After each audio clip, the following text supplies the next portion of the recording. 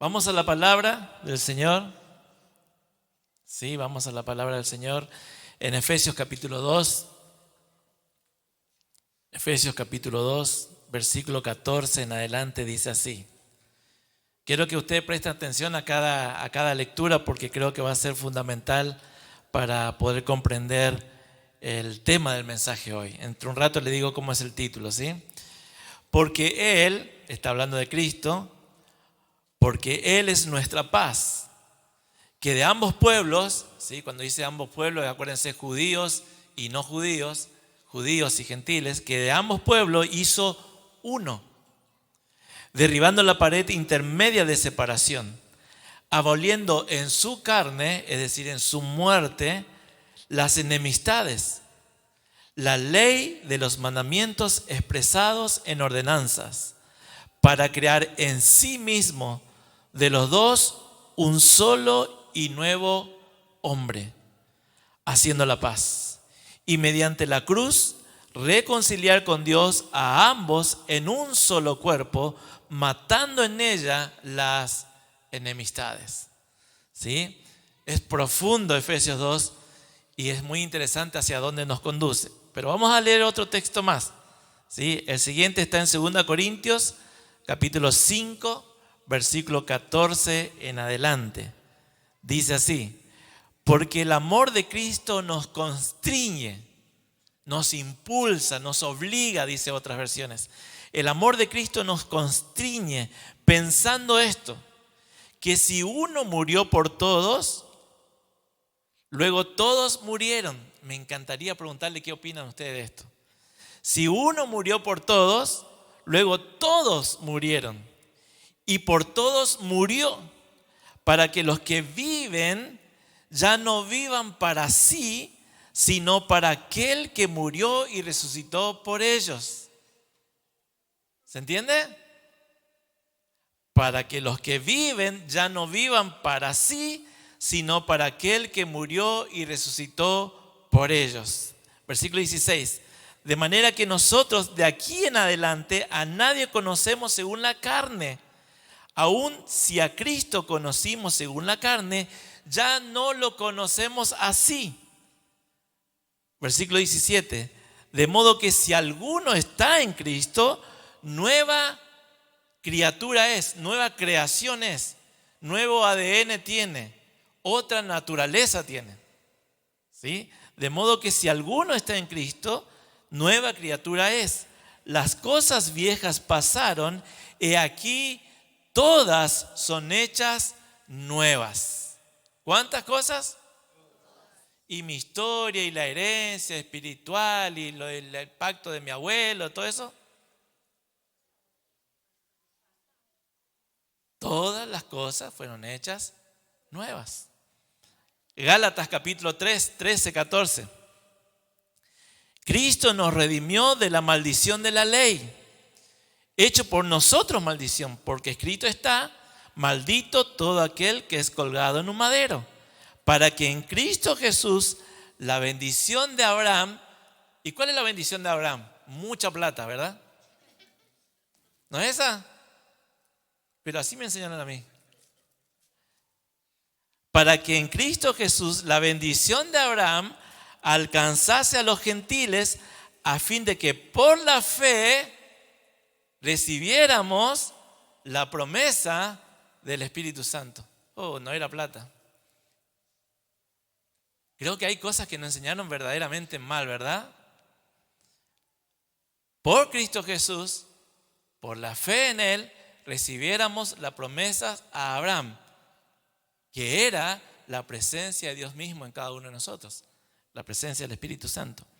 Vamos al último pasaje, Hebreos capítulo 13, versículo 20 en adelante.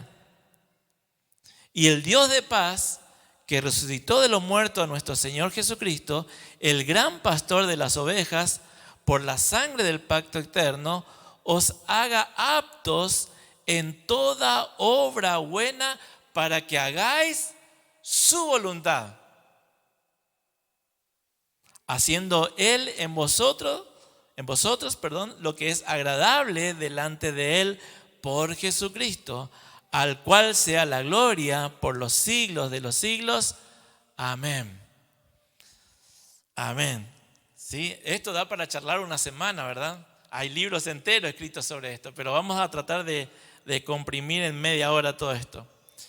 Todos estos pasajes tienen una conexión, tienen una idea principal. Es como que están unidas unas con las otras. Y la clave y el tema central es la obra de Cristo en la cruz. Es lo que Cristo padeció en aquella cruz. Y es interesante que la cruz tiene como dos caras, como dos fases. Por un lado representa el fin de una era y el comienzo de una nueva era. ¿Sí? El fin de un tiempo y el comienzo de otro tiempo. El final de una vieja creación y la entrada de una nueva creación. Los que están en Cristo, dice, todas las cosas pasadas ya no pinchan ni cortan.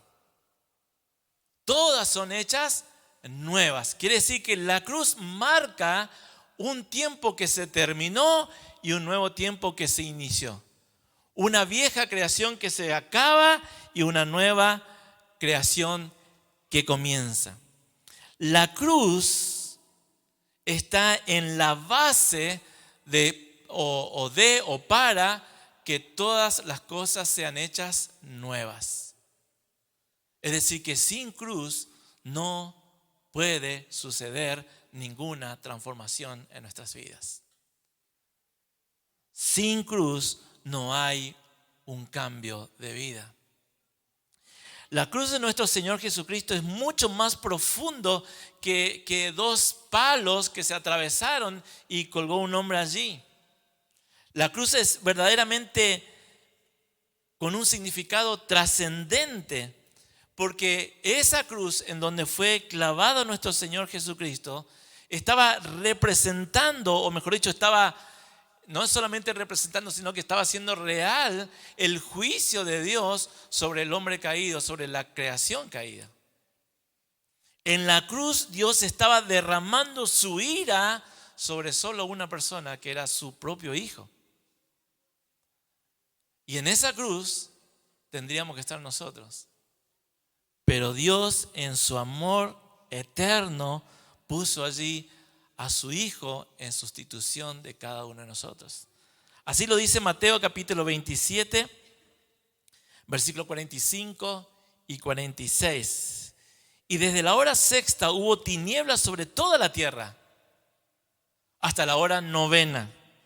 Y cerca de la hora novena Jesús clamó a gran voz diciendo: Elí, Elí, lama sabactani. Esto es, o traducido es: Dios mío, ¿por qué me has desamparado? Dice el relato que hubo gran oscuridad sobre toda la tierra, desde más o menos las 12 del mediodía hasta las 15 horas de la tarde. Algunos dicen que hubo oscuridad porque hubo una gran concentración de demonios allí en el Gólgota. Eso es una historia, está buena, ¿sí? Posiblemente haya sucedido así, pero no solamente fue en el Gólgota. Dice que fue en toda la tierra que hubo gran oscuridad.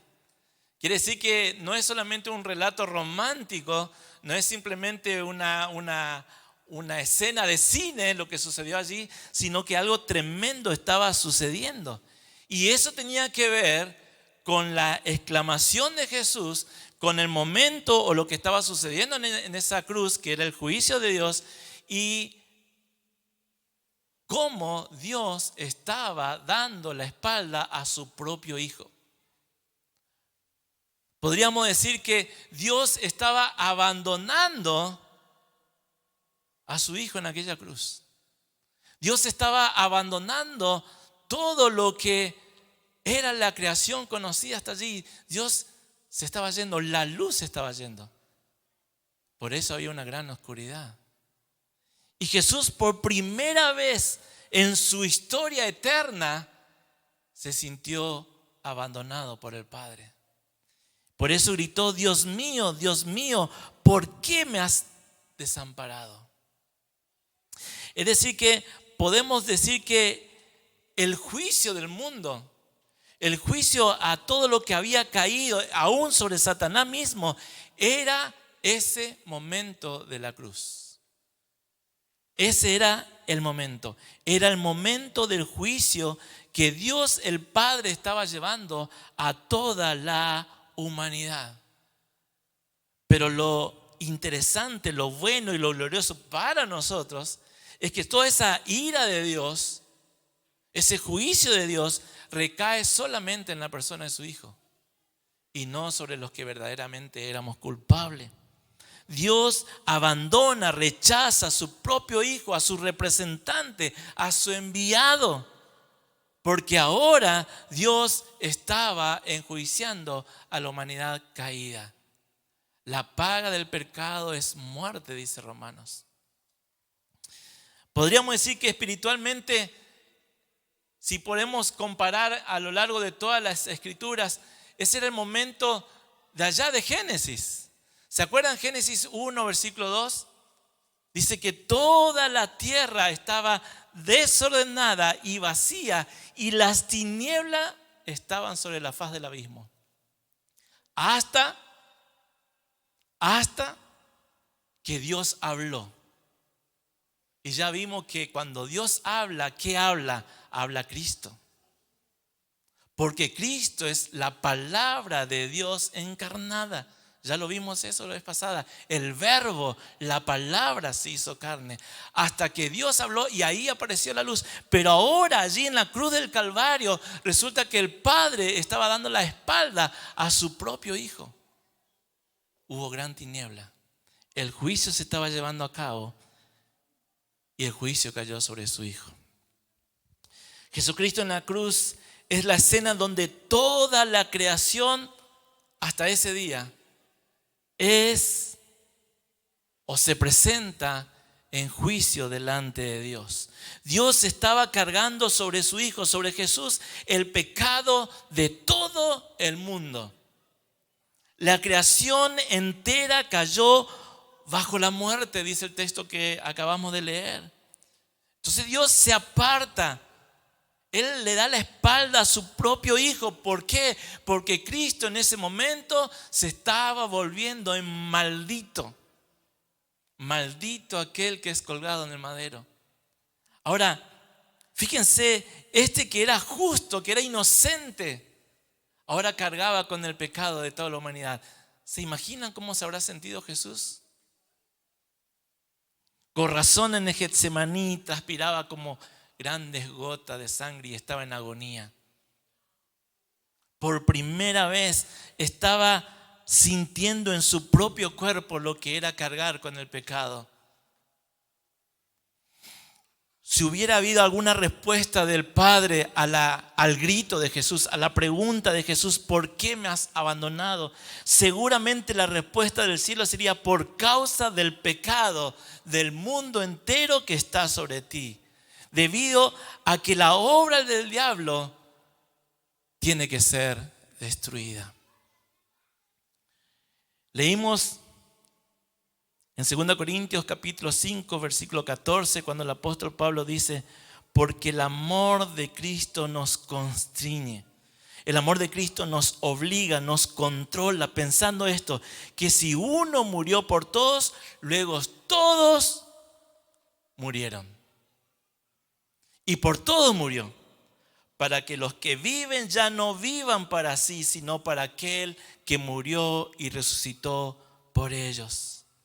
Pablo estaba diciendo, cuando yo pienso en ese amor de Cristo, cuando yo pienso en aquella cruz, cuando yo pienso en mi Señor clavado en aquella cruz, me moviliza de tal forma que me controla. Y lo único que quiero es poder entender profundamente el motivo por el cual Cristo murió por nosotros.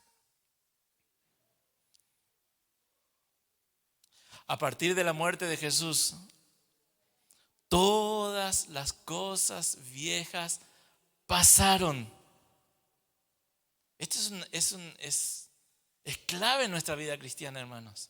A partir de la muerte de Jesús, todas las cosas viejas pasaron. He aquí, son todas hechas nuevas. Es decir, que la muerte y la resurrección de Jesús estaba provocando, estaba trayendo una luz nueva, una nueva creación para todos aquellos que vivirían en Cristo Jesús de ahí en adelante. 2 Corintios capítulo 5, versículo 17 dice: de modo que si alguno está en Cristo, nueva criatura es. Nueva criatura es. Las cosas viejas pasaron, he aquí todas son hechas nuevas. Nueva criatura, nueva creación, nueva naturaleza, nuevo genoma, nuevo ADN. Pero tenemos que darnos cuenta de una cosa. Tenemos que comprenderlo profundamente. Debemos verlo con nuestros ojos espirituales. Aquí es el momento, es clave para nuestra vida poder desinstalar todo lo que hemos aprendido mal. Tenemos que reconocerlo. Hemos aprendido muchas cosas mal. Y es verdaderamente difícil sacar, quitar, desinstalar eso para instalar lo que Dios dice que Él es. Es importante esto. Dios es lo que Él dice que es. Todas las demás cosas es pura imaginación. Imaginación proviene de la palabra imagen. Por eso es idólatra aquel que siga una imagen. Es decir, que vos podés estar tratando de decir que Dios que vos adorás es el Dios según lo que vos entendés, pero es una imagen que vos te hiciste, pero no es lo que Dios dice. No es lo que su palabra dice. Entonces idolatría. No existe tal cosa que para mí Dios es así y punto. Dios es lo que Él dice que es. Nosotros somos lo que Él dice que somos.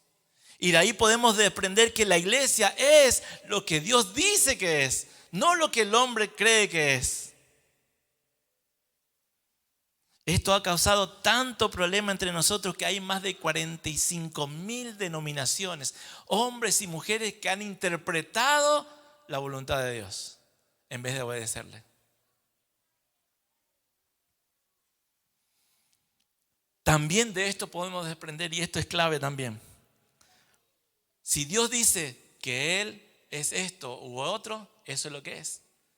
Pero también fe es que Dios va a cumplir todo lo que Él prometió que iba a cumplir. Y que Dios va a hacer todo lo que Él dijo que iba a hacer, no lo que yo quiero que haga. Esa es fe. Porque nosotros hemos cambiado la definición de fe. Y bueno, si yo tengo fe, puedo hacer que Dios haga cosas para mí. ¿De dónde sacamos eso? Es más, por allí algunos escuché que dicen, bueno, fe es el dinero del cielo. Si yo tengo fe, compro. Si no tengo fe, no compro.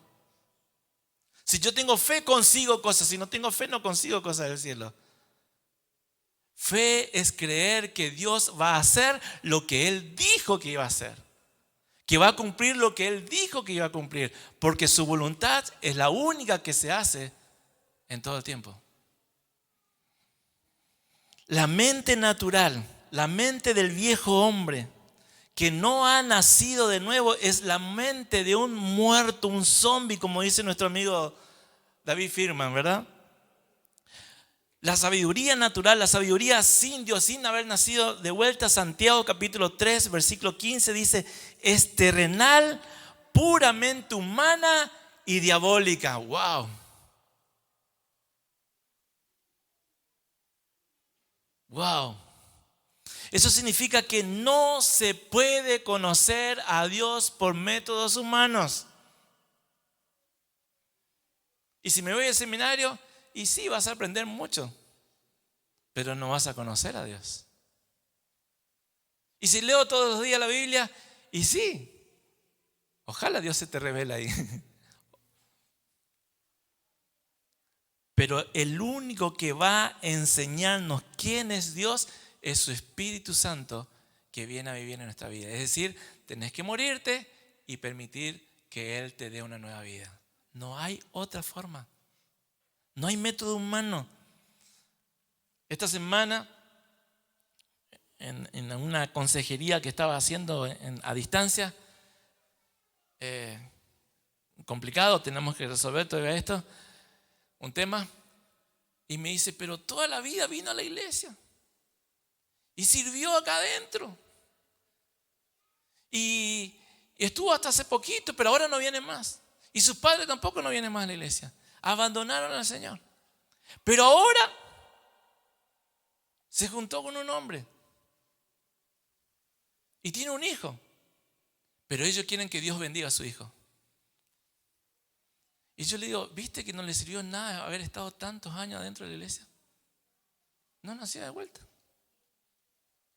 Me dice, pero ¿cómo, pastor, si se bautizó? Métodos humanos.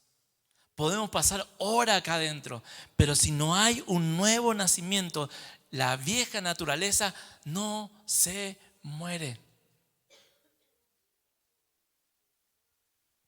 Nada puede ser hecho nuevo. Nada. Ahora también tenemos que reconocer lo distante que nos fuimos del propósito de Dios, porque hemos hecho muchas obras a partir de nuestros intelectos, de nuestras ideas, de nuestros talentos y según nuestros propios gustos. Nos atrevemos a servir a Dios con lo que Él mismo ha rechazado. Él no puede usar absolutamente nada de la naturaleza caída de Adán. No le sirve. No le sirve. Dios ha rechazado la sabiduría del hombre. Él no lo tendrá en cuenta para su servicio. Tampoco tendrá en cuenta cualquier otra habilidad que podamos tener. Dios solo puede usar lo que viene en línea directa de su nueva creación, de Cristo viviendo en nosotros. Es su voluntad, no es la nuestra. Es su obra, no es nuestra obra. Es su propósito, no nuestras ideas. Es su sueño, no nuestro sueño. Es su meta, no nuestras metas.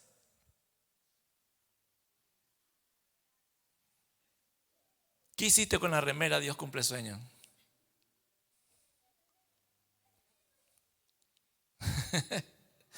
Qué bárbaro, ¿verdad? Tenemos que tener mucho cuidado porque muy fácilmente nos dejamos arrastrar por el hombre natural, el viejo hombre, el Adán, que tendría que estar crucificado. Una y otra vez queremos hacer cosas para Dios con la mejor intención, nadie duda de la intención, pero resulta que Dios nunca dijo nada. Después nos quejamos y no sé qué pasó, parece que Dios no nos proveyó los recursos, nos peleamos todos, nos rechazaron. O, porque eso cuando va mal, o te puede ir muy bien, pero no hay transformación en las personas. ¿Me entienden? Nosotros podemos abrir un comedor y dar de comer a miles de personas. ¿Es malo? No. Puede durar 100 años nuestro servicio. Pero si no hay transformación, ¿para qué dimos de comer? Van a ir gorditos, pero van a ir al infierno. Efesios capítulo 2, versículo 10 dice: porque somos hechura suya, creados en Cristo Jesús, es decir, nacidos de vuelta, porque Adán se murió, todos murieron, leímos el pasaje, creados ahora en Cristo Jesús para buenas obras. Punto, pusimos ahí y cerramos la Biblia. Y dijimos, bueno, ahora tenemos que hacer buenas obras, porque para eso fuimos creados. Pero no seguimos leyendo lo que dice. Creados para buenas obras, las cuales Dios preparó de antemano para que anduviésemos en ellas. Ahí termina el versículo. ¿Qué quiere decir? Que tenemos que hacer la obra que Él preparó, no lo que a nosotros se nos ocurre.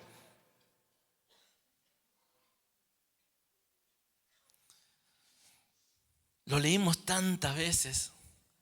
¿cómo es que todavía creemos que las obras que tenemos que hacer para el Señor tienen que ser según nuestros criterios, nuestros gustos personales, nuestra disposición, nuestros tiempos? Yo sirvo al Señor cuando tengo tiempo. ¿Ah, sí? ¿Sabía que sos esclavo del Señor?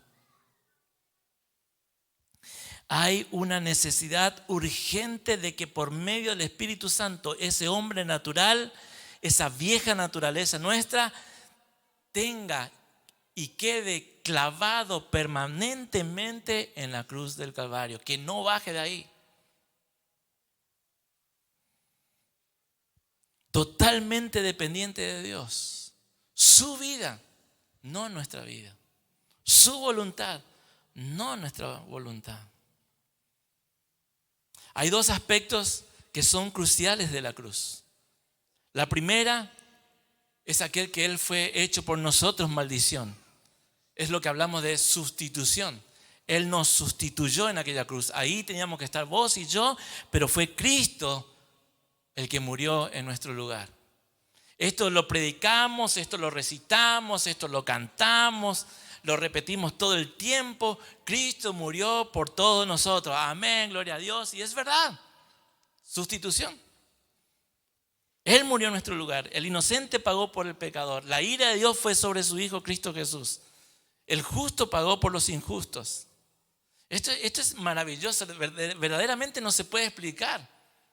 No hay canción, no hay poesía que pueda explicar la profundidad de esto, que yo tenía que morir allí y murió Jesús en la cruz por mis pecados. Él tomó nuestro lugar y no tenía necesidad de hacerlo. Estudiamos esta semana Filipenses capítulo 2, 6, para los que nos tuvieron. El cual, siendo en forma de Dios, no estimó el ser igual a Dios como cosa que aferrarse, sino que se despojó a sí mismo, tomando forma de siervo, hecho semejante a los hombres. Y estando en la condición de hombre, se humilló a sí mismo, haciéndose obediente hasta la muerte y muerte de cruz. Sustitución. Allí donde teníamos que estar nosotros. Pero hay otro aspecto de la cruz que no se predica tanto. Y que no hay ninguna posibilidad de que seamos salvos si no opera esto juntamente con la sustitución. Y es cómo la cruz nos identifica a cada uno de nosotros. Por eso el título del mensaje esta noche es La cruz de Cristo y nosotros. Dice Romanos capítulo 6, versículo 6. Sabemos que nuestra vieja naturaleza fue crucificada con Él, para que nuestro cuerpo pecaminoso perdiera su poder, de modo que ya no siguiéramos siendo esclavos del pecado. Gálatas capítulo 2, versículo 20, lo repetimos tantas veces de memoria ya. Con Cristo estoy juntamente crucificado, y ya no vivo yo, mas vive Cristo en mí.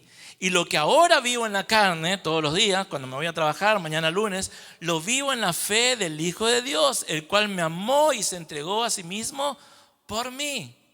Esto lo conocemos, esto lo sabemos. En la cruz Jesús ocupó mi lugar.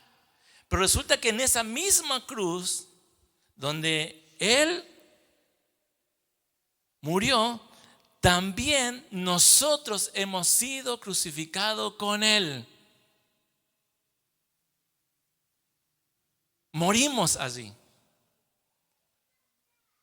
Él murió, nosotros también morimos. Sí, porque una cosa es sustitución, ya murió Jesús y yo sigo vivito y coleando acá.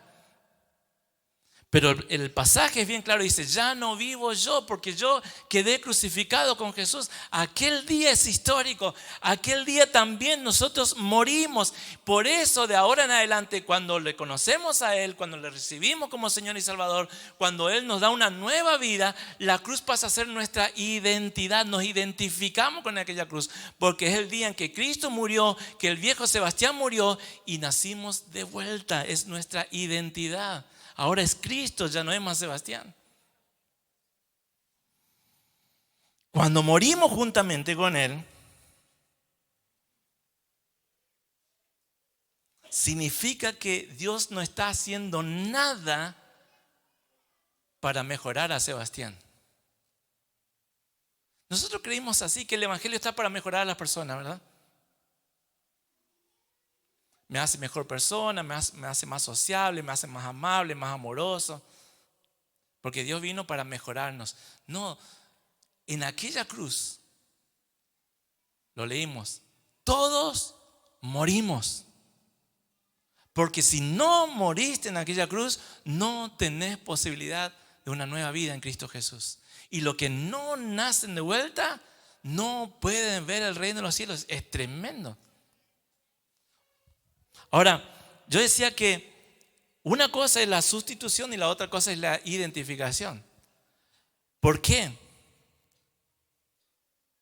Porque no es lo mismo decir que San Martín cruzó los Andes que nosotros cruzamos los Andes con San Martín. Una cosa es la teoría, todos sabemos, estudiamos en la escuela, lo repetimos como loro, San Martín cruzó los Andes. Pero ¿quién cruzó los Andes con San Martín? Es la experiencia. Se dice que un día un hombre que era equilibrista, muy conocido, muy famoso, dijo: voy a cruzar de un edificio al otro en una cuerda. ¿Ustedes creen que yo voy a lograrlo? Sí, toda la multitud ahí reunida. No, sí, más vale. Si cuántas veces cruzaste, te vimos en los circos. ¿Ustedes creen? Sí. ¿Ustedes me apoyan? Sí. ¿Lo voy a lograr? Sí. Perfecto, dijo. Estoy listo. Pero ahora vamos a hacer una cosa. Yo voy a cruzar la soga, pero con una carretilla. Y quiero que vos vengas y te sientes en la carretilla y yo te llevo. Ah, no. Entonces vos, no. Y vos, no. Al rato no había nadie. No es lo mismo la teoría que la experiencia. Por eso es clave ir a morir en aquella cruz. No es teoría. No es simplemente algo que aprendí en la escuela bíblica, que Cristo murió por mí. No, vos también tenés que morirte en aquella cruz. Porque si no hay muerte, no hay resurrección.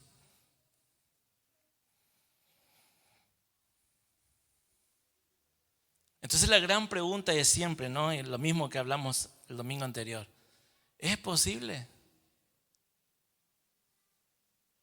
Es posible. Y todo depende de tu disposición de ir a la cruz. Esta semana en una reunión de pastores yo le preguntaba: ¿y cómo se crucifica a Adán? ¿Cómo crucifico a Adán? Porque suena lindo, ¿no? Sí, mi Adán está crucificado. ¿Cómo se crucifica? Llevándole a la realidad. Vos tenés que orar, no te gusta orar, no tenés ganas de orar, te da sueño cada vez orar, anda a orar. Vos no tenés ganas de encontrarte con el Señor para leer su palabra, anda y leer su palabra. Dios te dice: bendecí a aquella persona con algo, anda y hacelo. Porque Sebastián no quiere hacerlo, pero Dios me dice lo que tengo que hacer. ¿Cuántas veces te pasó que el Espíritu Santo te trae a veces de madrugada y te dice: orá por fulano? Bueno, mañana cuando me levanto, Señor. Te levantás mañana y ni te acordás por quién era. Levantate de madrugada y orá. Eso es crucificar la carne. Pero yo tenía tanto sueño, pastor. Crucificar la carne. Para que ya no seamos nosotros, sino que sea Cristo el que sea dado a conocer. Porque todo aquel que muere en la cruz y es vivificado, es traído de vuelta a la vida con Cristo, es uno con Él y manifiesta a aquel que vive en Él. Cuando yo era chico una vez pregunté bastante. Yo era bastante molesto con las preguntas de mis maestros de escuela dominical.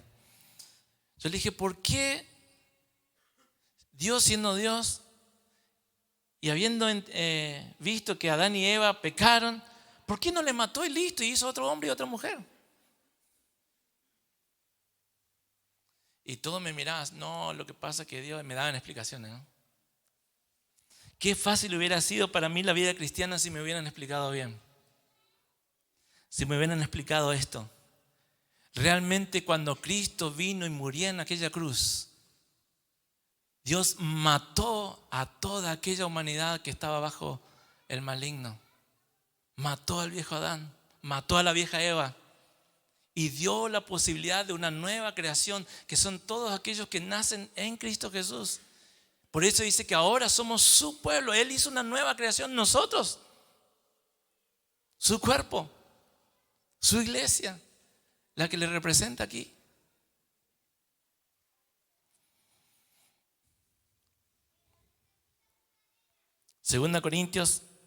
Romanos 6:4. Romanos 6:4 dice: a fin de que como Cristo resucitó de los muertos por la gloria del Padre, así también nosotros andemos en vida nueva. Otra versión dice en novedad de vida. Otro dice en una vida totalmente diferente.